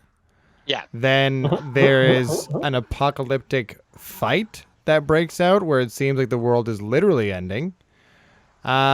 Not to mention, does the jukebox get broken multiple times? I only know about the one where the Aussie throws the guy through the thing. And there's just multiple shots of bartenders free pouring copious amounts of alcohol into people's mouths. And I wonder to myself many times, who's paying for all these booze? Because there are bottles and bottles poured just into people's mouths. And they're only $4 shots for 2 shots. $4 for 2 shots. They made a point of saying of Jack Daniels or something. So that's way too cheap to make profit on a bar. Well, not to mention the fact that they only serve shots and beer. Yeah. And all shitty. And have a specific rule where they don't serve water. Yep. And they definitely don't have food. And there's for sure no food. And obviously, it's packed beyond capacity. It's based on a real bar, right? Is it really? Yeah, there's a Coyote bar in New York. I forget which borough, but yeah, it's based on the real Coyote Ugly. Is that where Tyra Banks got her start? Is it, Sean? I hope so. I did not find that. How many bridges did they build for this movie? The Spanish army built 3, but actually, weirdly enough, we sent an army down to build a 4th, just to be like, Coyote Ugly, eh? Yeah. Nice. Great job, Canada. Yeah. Canada. I mean, that's kind of all I have for Coyote Ugly, and I have had a great ending, then fucked it with a cheesy slow-mo kiss. I don't remember now what the ending was. Yeah. I remember that none of the kisses in this film were good. None of the kisses in any of the films we've watched on this podcast have been at all acceptable. I don't know if kisses can be filmed well. I don't know. I'm sure I've seen some sexy kisses somewhere. I watched Scott Pilgrim versus the World like 2 days ago. Oh, nice. And so good. I mean, save it for the podcast is why it's so good. I will happily rewatch it. But the very first kiss between I forget their names now, but you know, Scott and Ramona. Scott and Ramona is like the most uncomfortable thing I've ever seen on a TV screen. It's so bad. They're things that we know them from feeling them. So I think watching them is always just a bit like doesn't feel right. Anyway. Yeah, but so my point with this was that I forget what the ending was. I know Leanne Rimes was there. Yeah. And then they had that really, really sweet moment where they get John Goodman on the bar and they have women bidding for him and they sell him off. And I love that moment, not gonna lie. I fell in love with the movie. It was so sweet. It was so sweet, and it was so nice to see John Goodman at like his character just like let loose. So like a little kid. He's pretty adorable. He's so cute. And then so they have this really perfect, charming ending that ties everything up really nicely. And then they go one step too far and close the film on this like really badly slowed down kiss of Ozzy and Piper. And it was so bad. It was so bad. And then so my point with this was that they I forget what the ending was. I know Leanne Rimes was there. And then they have women bidding for him and they sell him off. And and then they end the movie, and I was like, well, you had me, then you lost me. It's a fairy tale ending. It's like a really paint by numbers movie, though. So like, I'm not surprised that they would do that. It's technically a classic of the genre, Jack. Get out of here.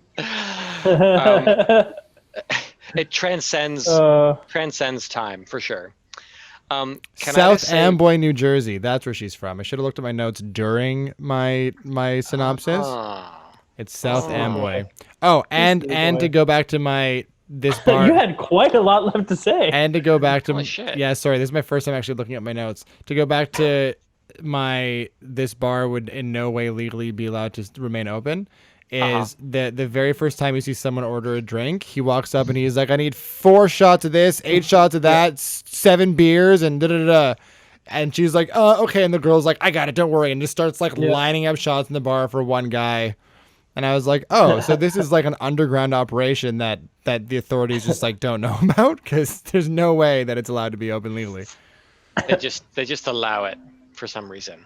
I realized looking at my notes for the first time here too, that the connection I was really going for is that both movies contain swinging doors. Oh, yeah, you suck. So it was and they do lots of they do lots of country dancing on the bar. Yeah. Very well choreographed, tight dances. Filmed from their torsos down for those shots because they had dancing doubles. Because none of them could dance.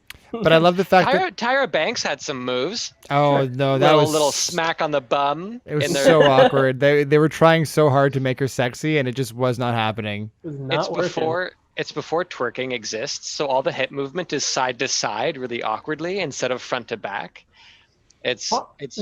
Why would they have gone to Piper Parabo's diner? Wait, is that the diner she's working at where they come in? Is that in New York or is it the one from New Jersey? What? The diner she's working at when? Oh, you mean when the Coyotes come in and they're like, oh, and Tyra Banks does her like dancing on the.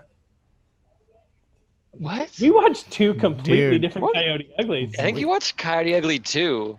So how are the Coyote Tyra Uglier? Banks? It's just. Because she asked something like, "Who are those girls?" and the guy behind the counter's like, at that diner. Oh, okay. Yeah. That's just like a random diner. Yeah, right. She doesn't work there. Sean. Oh, there's 2 diners in this film. The writing is bad. They put There's 2 a bunch diners of diners. in a film. There's a bunch of hospitality. That's one more diner than I can remember. Okay. Yeah. It's just coincidence, all right? Okay. Every movie is allowed one coincidence for sure, right? Okay. That's allowed. Okay. And another thing I have in my notes. No, I'm kidding. Get out of here. I really want to bring up so I mentioned before how men are portrayed as like apes in this movie. Yeah. To the very end, to the point where like this movie doesn't realize that it can stop having obstacles. Like they can stop like the whole her getting cold feet and pulling across. Like there has to always be another obstacle. It's like you can just let the movie end now. It's okay. I feel like both movies suffered from that this week. Well, shit, yeah. That's the real link. That's the really attentive viewer will have caught it. But so they have her get cold feet, and then they have a psych out of her getting cold feet that she planned or something when she finally performs one of her songs. And like the lights go out, and then but the mics are still on, and they start, and everyone's like, "Oh my god!" When he flips a breaker to the entire building, but then they flip just the lights on stage back on. Hey, cool. It's for dramatic something. I don't think that was planned. I think they tried to imply that the timing was just amazing, and he caught her like just as she was coming off stage. Look, whatever it is, it's super unnecessary. Just have the confidence to sing at that point. You're annoying now. No, but they had the whole setup in his dark apartment where she had to sing in the dark, or else she couldn't sing. Oh, that was the whole thing. I thought he had to be naked for her to sing. I mean, I can see why you'd think that because the entire scene was actually focused around her. Now there's a fucking movie. A girl cannot perform. She's a billion-dollar star. She cannot perform unless a certain person is naked somewhere in the room in front of her. And separate, like side plot, she also can't talk to her dad unless she's in her panties. Yeah. So here's the porno. This is the porno. We're writing It's it. called A Star. was It's so- called A Star Is Porn. Yeah. And that's It our was, citizen guys. state of the week, ladies and gentlemen. It was for sure meant to be a porno. But I just want to let me finish this though. So there's the obstacle of her, maybe real or faked. It's hard to tell, but let's say it's real. She gets cold feet again, but then she manages to perform in the dark, whatever. She's singing this song, and still there's a guy in the audience who just starts going, "Shake it." Shake it. and then they have to like fend him off, and I'm like, movie, stop. It's okay, you can just end now. No, but they needed that to show that the rough badass chick from Coyote Ugly was now on her side because she swoops in to defend her honor. It's a character moment. But Jack, it's like a more upscale like music venue, and she's singing this song, and fully a guy is yelling, "Shake it, shake it," and like, guy, dude, like it's the end of the movie. Like it's okay. Like those people were in parts 1 and 2. Like chill. Just we're in parts 1 and 2. Did I watch Of the the film. wrong? Did I watch yeah, the didn't you wrong? watch Yeah. parts? The this wrong is Back to sequel. the Future Part 3. Yeah. All right. Let's rate these in the 6 minutes we have left. Okay. Yeah. Great. I feel like so. How we rate? I'll do the thing.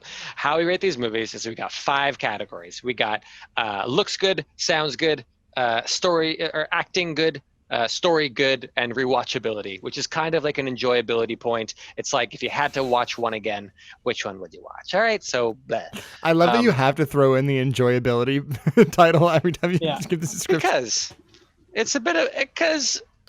It's because you like the word enjoyability, Jack.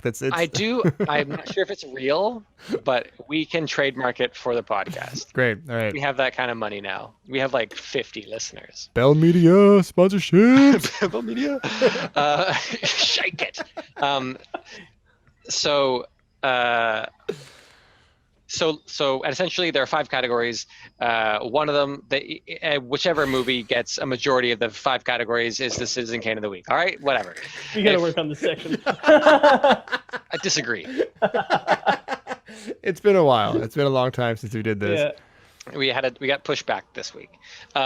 So looks. Go ahead. What do you think? Daniel, what do you think? Yeah, Dan.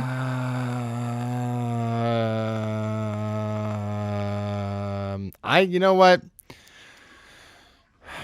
Good, the bad, and the ugly. Full stop. Yeah. I think Good. here's the thing. I actually thought that there were moments in Coyote Ugly where the cinematography was far superior. They have some they start the movie kind of seeming like they're going to go in a more sophisticated cinematic direction. Sure, yeah. And then as soon as she gets to New York, it drops off like a rock. It just goes straight out the window. So that was disappointing, but just generally the good, the bad, and the ugly. I mean, it has. I wouldn't even say that the cinematography is great in this movie, but the set design and the desert landscapes and the backdrops are just way more entertaining to look at and far less generic. It's more cinematic for sure. But then again, Coyote Ugly has like a bunch of scantily clad women. Ooh. Which I didn't really take into consideration until right now. Shake it. I mean, you joke, but it's serious matter, Sean. It's good, the bad, the ugly. Yeah. Like all right. Good, bad, and Thumbs ugly. up. Yeah. Sound though. Oh, Coyote Ugly. Oh, ADR in Good, the Bad, the Ugly. The soundtrack that made me want to shoot myself. I will take the 90s jams from, and there were a lot of them. I will take them and correct sound mixing any day from Coyote Ugly. I mean, sure. correct sound mixing until you get to any point where somebody is actually singing, then the sound mixing is terrible. Yeah. Yeah, but whatever. Awful. But all right, fine. So I take it Jack's going Coyote. I'm saying the good, the bad, and the ugly. The soundtrack didn't I thought it was hilarious, but I thought like the emotion that it's evoking in you is exactly Oh, the God. emotion that it is. It's the exact way that the film is trying to make you feel in that moment. He's trying to piss you off. It's exactly why Quentin Tarantino does that kind of bullshit in his films too. He's trying to piss his audience off, and it works. Yeah, I'm gonna have to go with Jack on this one. Thank you. Yeah, because like despite the intention, it was so annoying and I now get the problem about riding the remote, and I didn't like well, it. Now and you know our pain at least. I do, and the ADR. I mean, suck it, I Sergio kind of knew Leone. the ADR was going to be a problem because I'd read about it beforehand. That like how you explained it. So I went in being like, all right, this is going to be this thing. Yeah. What? Sorry. It's a mess. Oh dear. Acting. So now acting. Let's hear your thoughts, Jack. My thoughts. So these are the categories where it gets trickier. I thought we could maybe get through those first two. I thought faster. So, but acting. Okay. Eli Wallach. Yeah. Who As is that? Tuco. Oh. So first of all, is actually kind of the main character of this movie. Yeah. Right. It's we follow him way more than we follow Clint Eastwood. Mm-hmm. Who has, he has stunning hair, by the way. We didn't talk about it, but Clint young, sexy Clint Eastwood has like the best hair I've ever seen on. Was he on screen. blonde in that film? He was blondish. He was like dirty fair. blonde. He's as like blonde as like, Yeah, okay, I would be. Yeah, Okay. he's a sexy bitch for sure. Like sexy, squinting bitch. Anyways, continue. Yeah. But so Eli Wallach manages to pull a pretty remarkable performance out of this like real shit show of a movie. That is like noteworthy, if I'm being honest. I think like even if it's just the gun testing scene as like the exemplar versus against every scene that Piper does and are so terrible. There's a John Goodman in there. But he's not delivering a John Goodman level performance. He's Yeah. being a good actor in a shit part. He's Yeah. delivering like a John Goodman level performance for the material that he has. Yeah. Coyote Ugly, it's similar to like the cinematography. It's like surprisingly good cinematography. It's a movie. It doesn't stick out as being bad. And the same thing with the acting. Even though the lead actor is kind of raunchy, everyone else is actually doing fine. Like they do a movie. Mm-hmm. But like I would give it to Good, the Bad, the Ugly. Like that's Yeah. there's more nuanced stuff. Even Clint Eastwood is kind of interesting, and how few lines he has and what he does with it is pretty cool. I'd agree. I'm in agreement with Jack. I took more away as a like lasting experience from the performances I saw in the Good, the Bad, and the Ugly than any of the incredibly forgettable moments of Coyote Ugly. Yeah.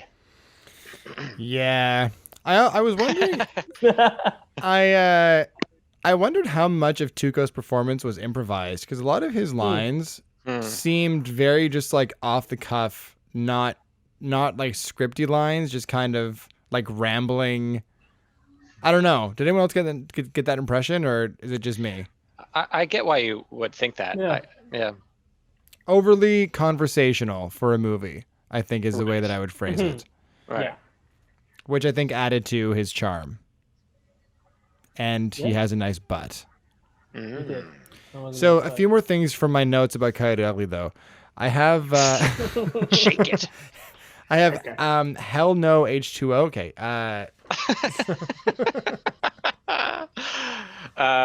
Let's talk story. Story. Ooh, here we go. Sean, you go first this one. Yeah, all right. Well, you know me, I love my structure. You can hang things on. You can hang your beat points, your plot points. You shouldn't have gone first. And you can track those plot points. Fuck you. You can track those plot points. And I like what you're doing. Keep doing it. Keep explaining. And the Good, the Bad, and the Ugly drops its inciting incident at 45 minutes into the film. Thank you so much. It morally offended me. and then takes meandering drives through the vague understanding of storytelling to arrive at a thrilling, interesting conclusion. Coyote Ugly told the story in a linear fashion, and I understood what was going on at pretty much every moment because it is a simple film, but I never looked away from it and like wondered why I was looking at the television screen right now. Because you're a pervert and a pig, Sean. Well, I am. So, And like, Check and it. the character. Go ahead. Coyote Ugly. And the characters develop. Yeah. Whether it's cheesy or simple or what, most of the characters in that movie develop. They are different from when the movie began, and The Good, the Bad, the Ugly is very decidedly not that. Although I would argue Hugo that that's betrays him to the end. I would argue that's kind of a point of the film, though, just based on the title. I think that we're supposed to just be watching these very kind of strict characters just behave the way these characters would behave and see how they would behave in this particular scenario. Yeah. You know what I Okay. mean? So We're making a lot of excuses, it sounds like, sort of. Like, it's reasonings, but like it's like you have to excuse the choices in The Good, the Bad, the Ugly a lot for some sort of higher filmmaking motive. Yeah. Oh no, I referred to it as hot garbage earlier. It's I'm in no way excusing it. I'm just saying that I think that if the intention is to forego character development for the point of the story, then it shouldn't be expected of the film. Right. But that being said, Coyote Ugly also. I'm Coyote Ugly. All right. Ooh, we have a For everything 2-2 Sean said. tie going into Going into thanks. rewatchability. Can we just have our first tie and say that none of us ever want to watch either of these movies again? That's not how it works. God damn it. I might yeah. Sean will definitely watch Good, the Bad, and the Ugly again. You don't know. I There's do know. there's I gotta think be for one. sure you would. You don't know. I feel like you would watch it in search of some kind of like deeper philosophical point that we missed the first time around. Fuck you guys. So maybe, yes, I was going to say I want to go back and rewatch The Good, the Bad, and the Ugly. Fucking hell. Because I want to find those cliche moments of Western cinema that he is critiquing once I've watched more Westerns and understood a bit more. So that's why I want to watch The Good, the Bad, and the Ugly. That's my point. Both of you rotten hell. Counterpoint. Sorry. The Good, the Bad, and the Ugly is way too long, and Coyote Ugly has boobs and butts. I know, you can't wash dishes for 3 hours, Daniel. You're right. So I see you. If a movie plays in the background for too long, Dan starts to get confused and I have to watch this now? disoriented. What He's am like, supposed to do? I finished what I was doing, and the movie's still playing. What do I? Why isn't there a Terminator on the screen? And then someone has to start singing up on a counter to lull him back into submission. I'm again not missing time this week. Coyote Ugly. If there was a movie that I had to watch again, if someone was like, here are these two movies, which one you want to watch? Mhm. I would sooner look for the deeper nuances of Coyote Ugly than The Good, the Bad, the Ugly. They go pretty deep. Who would have thought when we started this podcast so many weeks ago that we'd be here awarding Coyote Ugly with the Citizen Kane of the Week award compared to any movie? Compared to any movie. Look how far we've come, guys. Beautiful. So- I'm not too shook up about this one, honestly, because like I'm not gonna watch The Good, the Bad, and the Ugly until it's like on TV when I happen to be home at my parents or TV. something, and I'll just be like, okay. Well, yeah, where are you where there's cable? At his parents, I get it. Oh, Yeah. right, parents, yeah. yeah. Or the Where the hospital. oldies have Satellite dish, okay? Oh my god. I think we can call it with Wait, 3 out of 5. Yeah, drum roll, please. Drum roll, And this... shake it. Fucking Coyote Ugly, Citizen Kane of the Week. Yay! Now Marisa can be happy knowing that it is a classic.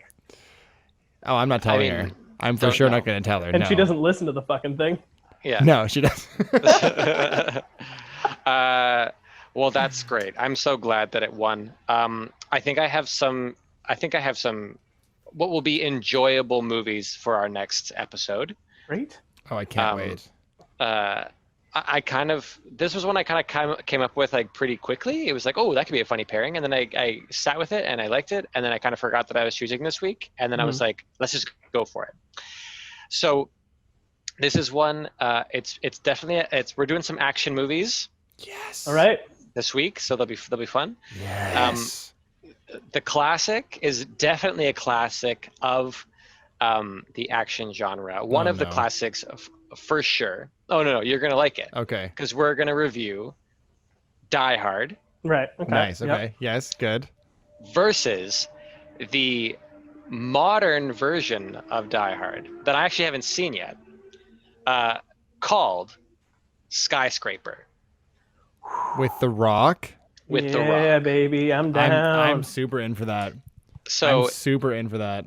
So it's Skyscraper action movies next Awesome. week. Are either one of these on Netflix? Do we know? I don't know. We'll find completely legal Blu-ray copies and share them with each other after disinfecting the copy. I don't want to watch whatever version of a movie you're watching, Sean, because whatever it is, it's clearly the wrong one. It's gonna have no boobs. How do you watch the version of Coyote with no boobs? It's gonna have extra diner scenes. Honestly, I think I did look away from the sex scene because it was thoroughly uncomfortable. It's so uncomfortable. But there's so many cutaways of the boobs. I think that when I go back and edit this, my favorite part of the whole podcast is going to be, babe, were there boobs in Coyote Ugly? That's gonna be part of our eventual theme intro. Yeah. Ooh, I love it. Well, are we Thanosing this bitch? Oh, yeah, I guess so. Some real quick ones. Yeah. I don't even know what I had for Good, the Bad, and the Ugly. Okay. Mine aren't super fleshed out. No. Here's my thing for Jack. Jack is gonna say that for Good, the Bad, and the Ugly, Thanos is. Let me guess. This is the episode where Daniel predicts everything we're going to do. that really bugged you, eh, Sean? Yes. Okay, maybe I won't do this. Okay. So this is now the podcast is kind of over. This is our it's sort of a signature sign off of sorts. It's just a little game that I've played with friends in the past where whenever you watch a movie, you imagine what the Thanos teaser would be. So imagining that movie is a part of the build-up to the end of the MCU phase 3 endgame climax of how Thanos or the Infinity Stones or whatever are being teased in a post-credit scene after any movie. So we do that for the movies that we watch this week. Mine, I don't know. Mine are pretty simple. I feel like I could start with simple if we want. Sure. I mean, my funny one for Good, the Bad, and the Ugly, I think I was pulling a page out of your book.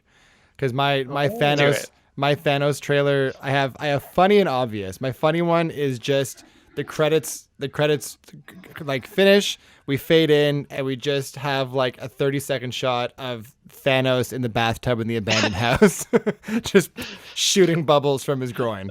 That's the entire shot. Yeah. And then that's it. That's pretty funny. I think mine for Good, the Bad, and the Ugly for Thanos is just, it's actually not in the Good, the Bad, and the Ugly thing, universe. It's actually just it's a scene from another. It's Avengers. It's Avengers. I don't know, Infinity War or something. And it's a scene where Thanos is just doing something else, and he his chair rotates around to view on the deck, and then you would just hear wow wow wow, and he's like, what the fuck, and then cuts to another time, and he's just it's him on another planet cleansing, and he's and then he's here, take this, little one, it'll help you balance, and he bounces on his finger, and it's wow wow wow, and he's what the hell, and he's did you, and she's and he's No, it's just like 3 of those of him just getting some like wah wah, and it's like it freezes on him, and it's like the ugly, and he's like, that is not cool. Like, it's just like him. This summer, the comedy blockbuster Yeah. Thanos. It's just him caught in some like weird meta moments of the music playing over him doing stuff. That's it. That's it. really funny. That's Love actually it. that's Thank actually really you. good. I'm glad you enjoy it. Sean, what do you got? Dick all. I got home 3 hours ago. All right, great. So for Coyote Ugly, I have, I just have They auction Thanos. Thanos off. I have Thanos as one of the new girls at Yeah, the bar, and it's just a scene of him like desperately trying to keep up, taking orders. Get out of the way, honey. Let me do it for Yeah, you. exactly. Okay. That's it. That's all I have. That's great.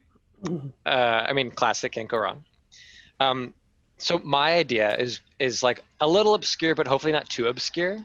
So do you remember in, I guess it's in Infinity War, he gets the Tesseract and he crushes it and it breaks into like a powder, and then he reveals the space stone or whatever it is, the blue one, and he's like, this is that thing.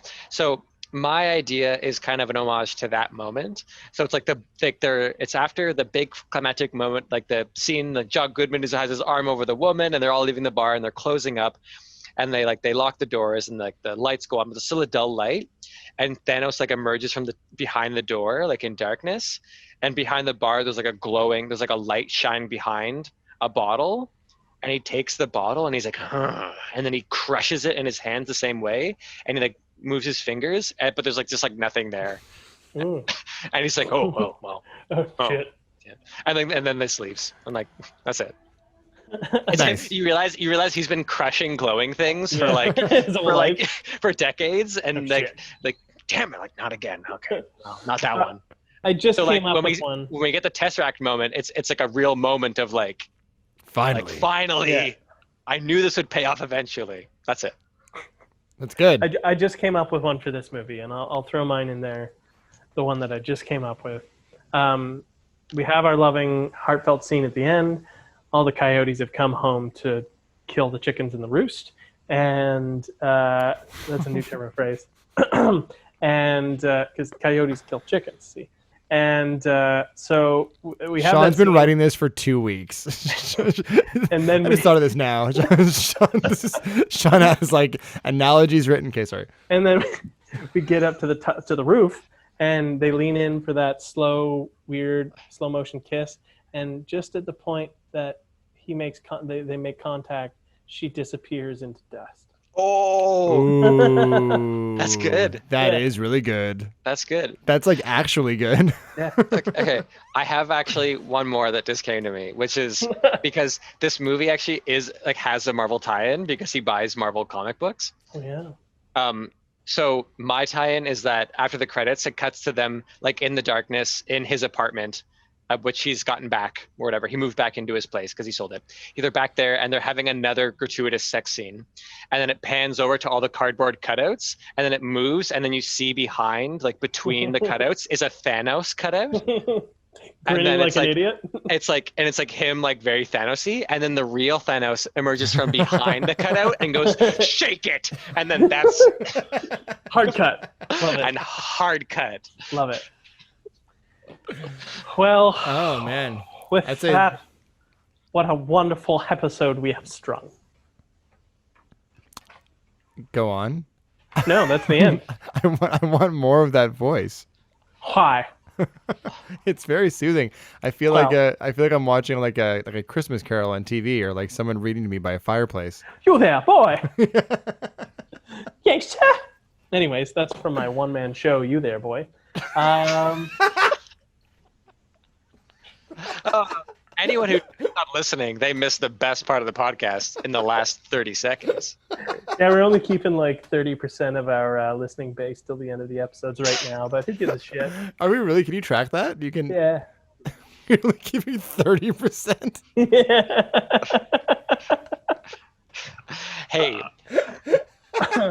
if there are people who have listened to these all the way through, God bless Honestly, them. because what is this episode turned into? Mostly my fault. I take full responsibility. Less RNC references for the intros in the future is my only note. I couldn't let it go. I couldn't let an opportunity go to remind everyone of Clint Eastwood's 2012 RNC appearance. Sean, just keep doing what you're doing, man. Those are getting better every week. All right. I feel like our notes are not okay. Well, thanks for listening, 1/3 of all the listeners. Slightly less than 1/3. Slightly less than 1/3. Be sure to tune in next week for Die Hard versus Skyscraper. Should be a fun one. And